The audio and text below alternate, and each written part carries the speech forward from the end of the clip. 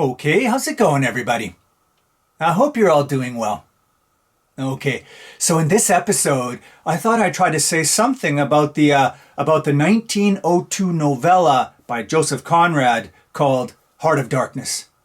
And if you don't know, in Heart of Darkness, the central character, Marlow, tells the story of his journey up the Congo River, where he meets Kurtz, an ivory trader, who, by the way, was played by Marlon Brando in the film Apocalypse Now. Anyway, over the course of his journey, Marlow learns that Europeans may not be quite as civilized as they would like to think. Okay, well, so there are lots of interesting ways of interpreting the meaning of Heart of Darkness. But I think it's important that we begin with the most obvious one. And that is that this is a story intended as an outright criticism of colonialists in Africa, which of course has as its basis a factual or historical account. More specifically, it's an attack on the European empire builders of Conrad's time, who of course claimed to be doing good, but who were really just rapaciously exploiting other countries for their own private gain or cash grab. In these colonies, Conrad, who himself was there in 1890, he saw the real truth about Western society, which was its obvious hypocrisy and its fraud, the giant beam in its eye. So, in his sensitivity to this, you might say that Conrad was sort of ahead of his time. In other words, though far from perfect himself, Conrad saw through what was happening there. He was well aware that the noble intentions and the so-called humanitarian missions to Africa, specifically to the Congo, were merely a front to go on to remove all the gold and the ivory that was there. Moral concern was just a kind of pretext to exploit the earth and the people for profit. It was all just the vilest scramble for loot, as he has Marlow put it. So beneath the moral persona, there lied a hollowness, a chilling and a terrifying inhumanity. So these Europeans were clearly not morally better and more enlightened than the people whose territory they invaded and pillaged. So-called exploration and education, when unmasked and laid bare, was just plain exploitation. Okay, but anyway, now let me move on to something else.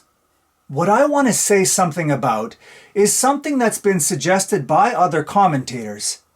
And that is that Conrad might want us to see Kurtz as something like Marlow's double psychologically speaking, that is.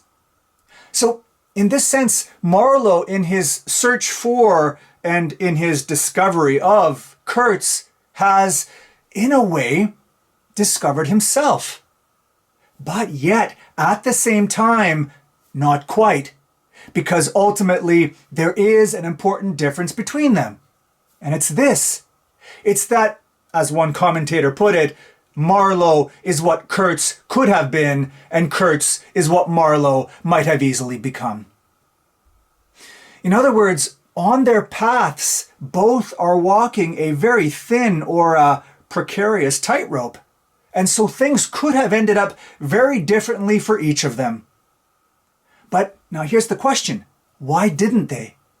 Given that they are so similar, why didn't Marlow succumb to the darkness? Or why didn't Kurtz take the high road? What explains the difference in direction between the two men?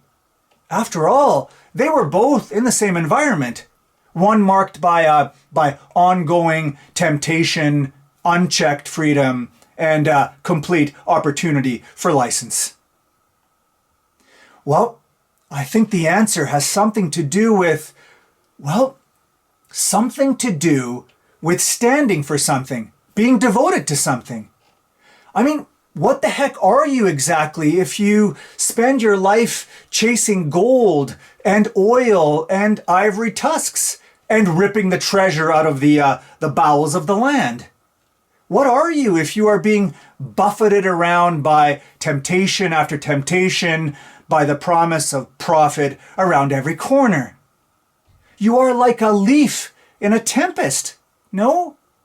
You have no internal compass if that's the case, which is just to say that you have no real self, no soul. You are hollow, an empty shell without entrails. Well, this was Kurtz. He was hollow at the core. And it's this hollowness that for Conrad explains why it is that some of us, like Kurtz, fall prey to our most awful instincts. So I think Conrad is trying to get us to see how important it is to owe allegiance to something, to be faithful to some end or value, to have some integrity, to have some strength. After all, there are going to be times when we find ourselves in situations without external limitations, in the wilderness, so to speak, where we are free to do and to get whatever we want. In those situations, what's going to hold us back from taking the path of transgression, the way of complete license? Well, it's going to be some kind of inner strength, which is itself a consequence of having a sense of who we are and what we actually value. Actually, Plato realized something like this a very long time ago. Avarice, or desire, left on its own, knows no way of reining itself in. Desires are not fit to rule. They lack the capacity for self-examination. They just can't unify our souls. They're not responsive to values or to any higher coordinating principle. To let your desires rule is to be a ship without a captain. It's to live a life of lawlessness and one without control. No, we need to stay tethered to an internal principle of authority and restriction, one that is concerned with our overall well-being and direction. Eventual decadence and degeneration is the inevitable consequence of breaking off from this inner principle, from our ideal self. Actually, I don't think it's an accident that Conrad at one point presents Marlow as a sitting, meditating Buddha. Because you see, Buddha himself was described as a tree with strong roots, one that can't be buffeted around by storms. Actually, Jesus, in his Sermon on the Mount, counsels us along very similar lines. What he says is, he says, build your house on the rock.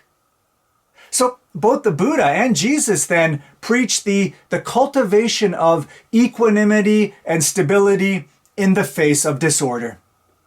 Again, in this way, Marlow, you could say, is meant as a kind of counterpoint to Kurtz, who, because of his lack of fortitude, is described as a feeble tree swayed by the wind. Now, all this said, I still think that Conrad, despite Marlow's success, is making an even greater point here. And it's both an alarming and a cautionary one, actually. What Conrad's ultimate message seems to be is this. It's that we civilized humans are disposed to backslide into barbarism and depravity when we're pulled away from the restrictions of civilization and set down alone in the jungle or the wilderness. In other words, order and communal life is always precarious due to the innate tendency of the human being towards license and anarchy, towards breaking bad. In other words, I think Conrad's message is that there's a very precarious line between civilization and lawlessness. And, well, at the end of the day, the best way to prevent this sort of slide into barbarism is this. It's like Marlow, to be honest with ourselves and acknowledge the potential evil that inhabits the heart of every single human being, but also at the same time to work to establish the checks, both internal and external, that are needed to discourage such dissent. You know, there might be a Kurtz in all of us, but surely there is no greater place for light to shine than against the backdrop of darkness. Bye for now.